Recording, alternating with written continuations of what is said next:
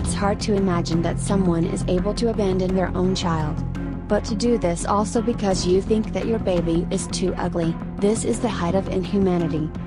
Despite the fact that the parents of Jono Lancaster left him, he was able to cope with the psychological trauma of his childhood and even helps others to believe in themselves. Jono lives with Treacher-Collins syndrome for over 30 years. His story will amaze you after you find out how much he had to endure.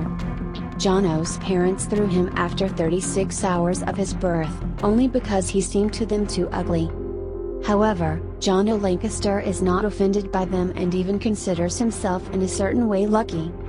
The young man says that he was lucky. Many with the same syndrome as he need numerous operations to just live. He does not need this. The boy was later adopted by a woman named Jean Lancaster. And everything was fine, except for one. At school, the boy was an outcast. They even ran away from him, thinking that he was contagious, and scoffed at him in every way. But Jono did not understand why this was happening, and asked his mother why the children were teasing him, but she immediately started to cry, and the boy thought that he was hurting her. Jono hated his face. The guy grew up, wanted to live a normal life and find a job, which was not so simple. After a long search, he still managed to get a bartender. That work changed his attitude towards life, for the better. There, he finally realized that it was time to stop feeling sorry for himself and go through life with his head proudly raised, regardless of how people react to your face and what they say.